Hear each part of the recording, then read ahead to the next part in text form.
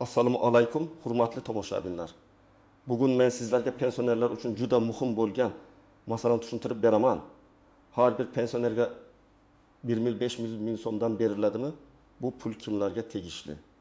Uni olish uchun nima qilish kerak? Qayerga murojaat qilish kerak va eng muhimi, kimlar bu masalada aldanib qolmasligi kerak?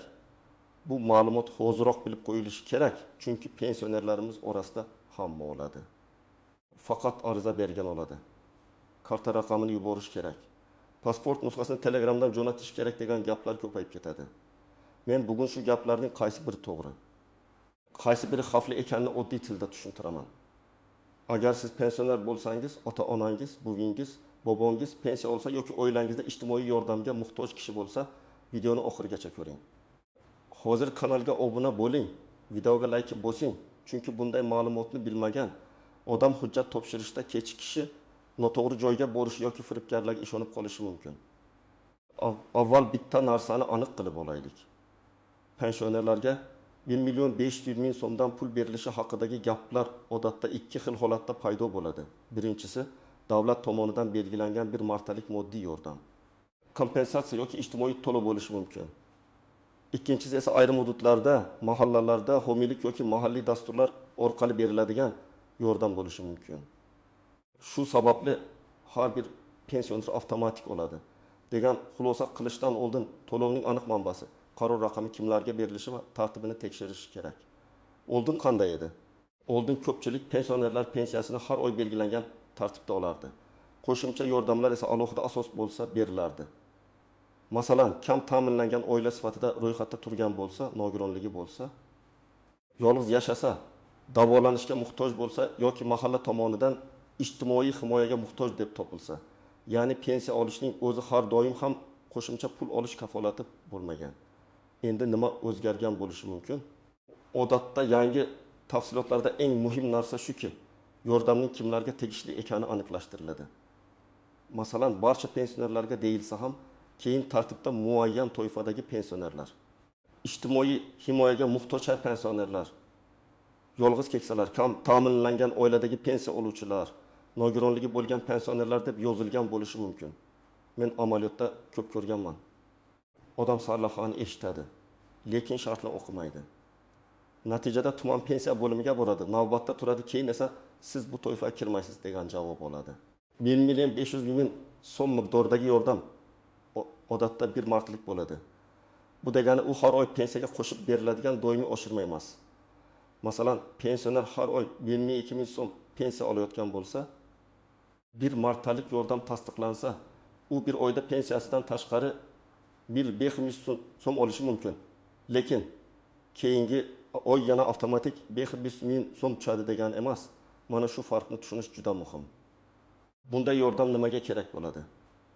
Ko'pincha oziq-ovqat narxlari oshgani, dori-darmon xarajatlari ko'paygani, isitish mavsumi, bayram oldi qo'llab-quvvatlash yoki ijtimoiy himoya dasturi sabab bo'lishi mumkin.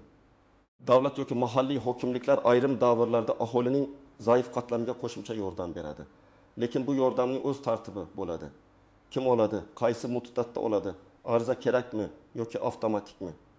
Pul karta orqali tushadimi yoki naqd beriladimi? Hammasi hujjatda ko'rsatiladi. Birinchi navbatda yolg'iz yashaydigan pensionerlar e'tiborli bo'lishi kerak. Masalan, 2 yoshli ona yolg'iz yashaydi. Farzandlari boshqa viloyatda yoki chet elda. Pensiyasi 900 ming so'm atrofida, dori-darmonga har oy 300 ming so'm ketadi. Kommunal to'lovlar ham bor. Agar yordam aynan ijtimoiy himoyaga muhtoj yolg'iz keksalarga mo'ljallangan bo'lsa, bunday pensioner mahallaga murojaat qilib, ro'yxatda bor yo'qligini tekshirtirish kerak. Ikkinchi guruh, kam ta'minlangan oilada yashaydigan pensionerlar. Masalan, bitta xonadonda buyuk pensiya oladi. Kelin ishlamaydi. 2 nafar nabira maktabda o'qiydi. Oila daromadi past. Bunday holatda pensiya borligi yordam olishga to'liq to'sqinlik qilmasligi mumkin. Chunki oila umumiy daromadi hisobga olinadi. Lekin har bir dasturda mezon boshqacha bo'ladi. Ba'zan faqat pensionerning shaxsiy daromadi ko'riladi. Ba'zan butun xonadon daromadi ko'riladi. Uchinchi guruh, nogironligi bo'lgan pensionerlar. Agar kishi yoshga doir pensiya olsa, lekin shu bilan birga sog'lig'i bo'yicha alohida ehtiyojlari bo'lsa, doğru muolaja, parvarish xarajatlari yuqori bo'lsa, qo'shimcha yordam dasturlarida ustuvor ko'rilishi mumkin.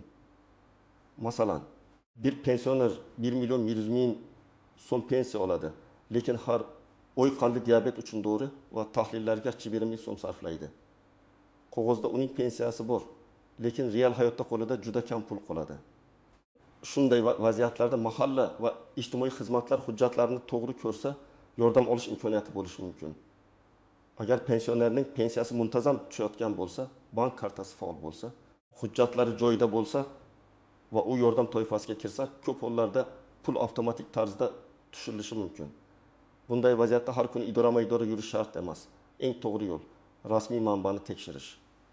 Mahalla yoki pensiya jamg'armasining hududiy bo'limidan ma'lumot olish. Agar pensioner yaxshi daromadli oilada yashasa, o'zi qo'shimcha daromadga ega bo'lsa yoki yordam faqat kam ta'minlanganlarga berilishi belgilangan bo'lsa, u 1 million 500 ming so'mni olmasligi mumkin. Bu adolatsizlik degani emas, bu maqsadli yordam tamoyili. Davlat yordami ko'pincha hammaga bir xil emas, ehtiyoji yuqoriroq bo'lgan qatlamga yo'naltiriladi. Birinchi misol, Karim ota olimtaki yoshda har oy 1 million 300 ming so'm pensiya oladi. U yolg'iz yashaydi. Mahallada yolg'iz keksalar ro'yxatida turadi. Agar 1 million 500 ming so'mlik yordam aynan yolg'iz pensionerlarga berilsa, Karim ota ro'yxatda bo'lgani uchun pulni avtomatik olishi mumkin. Lekin agar uning bank kartasi muddati tugagan bo'lsa yoki hisob raqami yopilgan bo'lsa, pul tushishda muammo bo'ladi. Shuning uchun u bank kartasini tekshirtirish kerak. Ikkinchi misol, Saodat opa 60 yoshda, pensiyasi 1 million 100 ming so'm. U o'g'li bilan birga yashaydi. O'g'li rasmiy ishda ishlaydi va yaxshi maosh oladi. Agar yordam berishda xonadon daromadi inobatga olinsa, Saodat opa pensioner bo'lsa ham yordam oluvchilar ro'yxatiga kirmasligi mumkin. Chunki dasturda muhtojlik darajasi hisoblanadi. Bu yerda asosiy mezon faqat pensiya olish emas, oilaning umumiy holati bo'ladi. Uchinchi misol, Rustam aka 70 ming yoshda. Pensiyasi 1200 ming so'm. Lekin insultdan keyin parvarishga muhtoj. Uning davolanish xarajatlari oyga 600 ming so'mga boradi. Agar mahalla yoki ijtimoiy himoya organlari tibbiy holatni tasdiqlovchi hujjatlarni talab qilsa, Rustam akaning oilasi poliklinikadan ma'lumotnoma, nogironlik guvohnomasi yoki davolanish bo'yicha hujjatlarni tayyorlashi kerak. Shunda yordam masalasi tezroq ko'rib chiqiladi. 4-misol, Muhabbat opa pensiya oladi. Lekin boshqa viloyatda ro'yxatda turadi. Amalda esa qizining uyida yashaydi. Bunday holatda muammo paydo bo'lishi mumkin. Yordam yashash joyi bo'yicha beriladimi yoki ro'yxatdan o'tgan joyi bo'yichami? Shuning uchun u avval qaysi hudud mas'ul ekanini aniqlash kerak. Aks holda bitta mahalla siz bizda ro'yxatda emassiz deydi. Boshqasi esa siz bu yerda yashamayapsiz deydi. Eng birinchi nozik jihat. Har bir pensioner degan ibora doim ham mutlaq ma'noda ishlatilmaydi. Ba'zan ommaviy xabarlarda soddalashtirib aytiladi, lekin rasmiy hujjatda shartlar bo'ladi. Men tavsiya qilaman. Hech qachon faqat Telegramdagi sarlavha yoki qo'shnining gapiga qarab xulosa qilmang. Rasmiy qaror, hokimlik xabari, pensiya jamg'armasi, ijtimoiy himoya milliy agentligi yoki mahalla bergan aniq ma'lumotga suyaning. Ikkinchi nozik jihat karta raqami va SMS kod.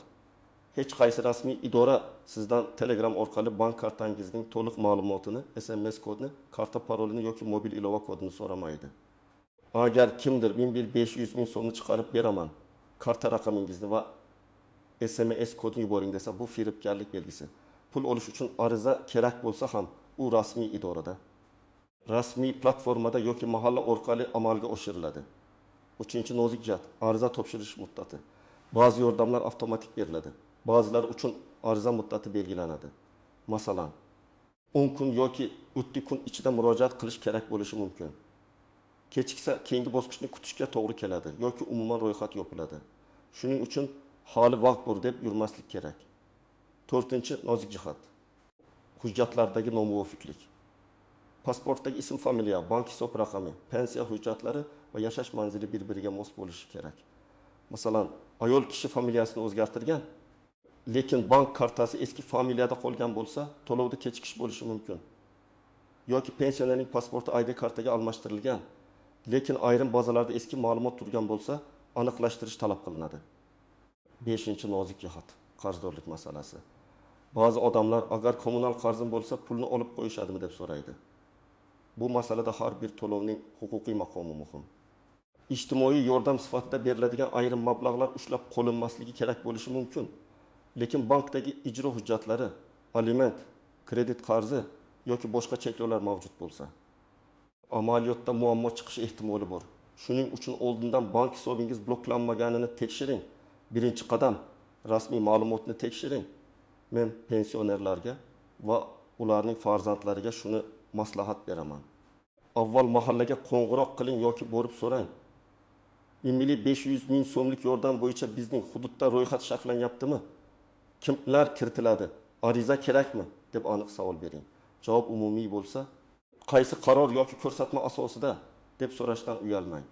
Ikkinchi qadam, pensiya jamg'armasining hududiy bo'limi yoki ijtimoiy himoya organi bilan bog'laning. Agar masala pensiya bazasi orqali hal qilinadigan bo'lsa, ular pensionerning ma'lumotlari to'g'ri yoki noto'g'ri ekanini ko'ra oladi. Agar masala mahalla orqali shakllanadigan ro'yxat bo'lsa, mahalla asosiy rol o'ynaydi. Uchinchi qadam, hujjatlarni tayyorlang.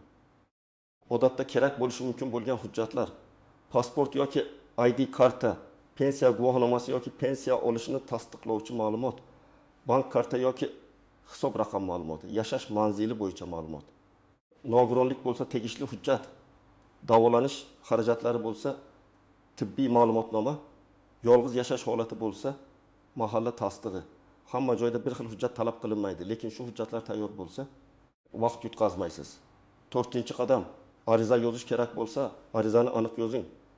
Arizada men falonchi yoshga doir pensiya olaman. Hozirgi yashash manzilim falon. Oilaviy va moddiy holatim sababli bir martalik moddiy yordam ajratishingizni so'rayman. Mazmunda yozish mumkin.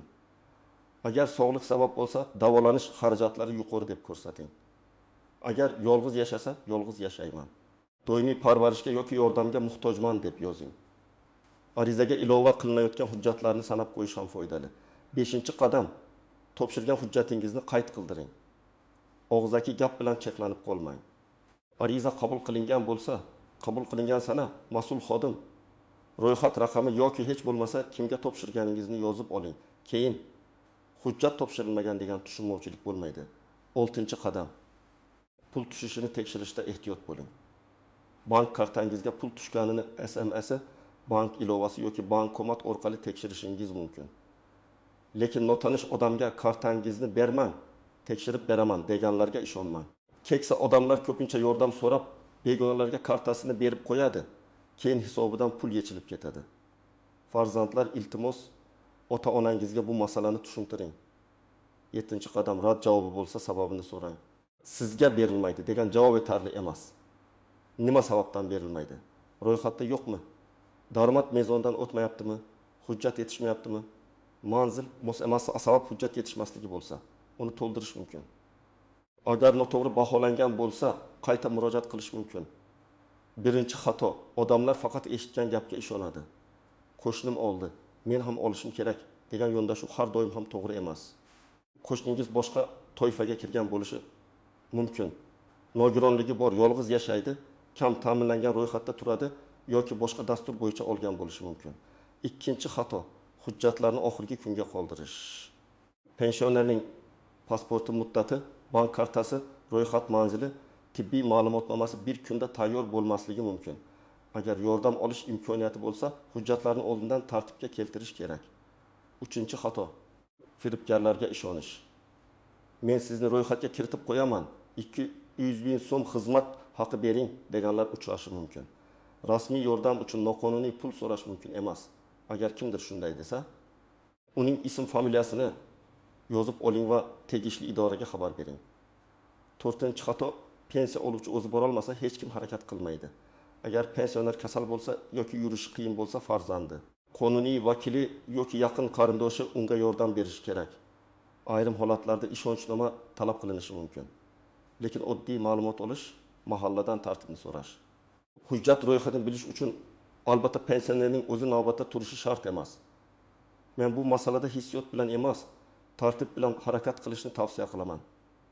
Birinchi navbatda aniqlik, yordam haqiqatan ham sizning hududingizda bormi? Ikkinchi navbatda toifa, siz yoki ota-onangiz qaysi mezonga kirasiz? 3-navbatda hujjat, Sizda kerakli tasdiqlar bormi? 4-navbatda muddat. Ariza qachongacha qabul qilinadi? 5-navbatda xavfsizlik, karta ma'lumotlari, SMS kod va shaxsiy hujjatlar begonalarga berilmaydi. Agar sizning ota-onangiz pensioner bo'lsa, bugun ularga qo'ng'iroq qiling. Sizga 1.500.000 so'mlik yordam haqida kimdir telefon qildimi? Karta raqamingizni so'radimi? Mahalladan xabar bo'ldimi? Bank kartangiz ishlayaptimi deb so'rang. Ba'zan bitta qo'ng'iroq katta muammoning oldini oladi. Ayniqsa yolg'iz yashaydigan keksalar yangilikni noto'g'ri tushunib qolishi yoki aldovga ishonishi mumkin. Agar siz pensioner bo'lsangiz, uyalmang, o'z haqingizni so'rang, lekin har bir gapni hujjat bilan tekshiring. Mahallaga boring, pensiya jamg'armasiga murojaat qiling, kerak bo'lsa bankka boring. Sizga yordam tegishli bo'lsa, uni olish uchun tartibni bilish kifoya. Sizga tegishli bo'lmasa ham hech bo'lmaganda aniq sababini bilib olasiz va keyingi imkoniyatlar tayyor turasiz. Bugungi asosiy fikr shuki, 1.500.000 so'mlik yordam haqidagi xabarni jiddiy qabul qilish kerak. Lekin shoshilinch va tekshirilmagan xulosaga kelmaslik kerak. Bu pul hamma pensionerga avtomatik beriladimi yoki faqat ma'lum toifalarga beriladimi? Buni rasmiy tartib hal qiladi. Eng to'g'ri yo'l mahalla pensiya jamg'armasi, ijtimoiy himoya organlari va bank orqali ma'lumotni aniqlashtirish, hujjatlarni tayyorlash va firibgarlardan ehtiyot bo'lish. Kommentariyada yozing. Sizning hududingizda bu yordam haqida xabar berildimi? Pensionerlardan ariza so'ralyaptimi yoki pul avtomatik tushyaptimi? Tajribangiz boshqalarga ham foyda beradi. Videoga like bosing, kanalga obuna bo'ling va bu videoni ota-onangizga, qo'shnilaringizga, pensioner tanishlaringizga yuboring. Bitta to'g'ri ma'lumot kimningdir pulini, vaqtini va asabini asrab qolishi mumkin.